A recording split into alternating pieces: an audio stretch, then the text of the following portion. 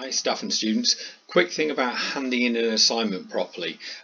For staff, if a student's not met the deadline, it's possibly because they've not clicked on hand in properly. For students, this is something you must do to ensure that staff can mark and see your work.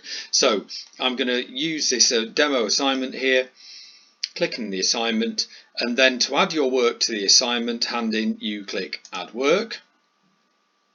And then upload from this device allows you to go into your files, and then I've just saved this Word document, but you can upload a photo or an audio document, whatever it is you need.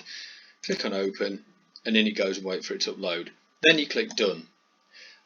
At the moment you still haven't handed the work in though, even though the work appears there. What you must do is come up to hand in and click on that.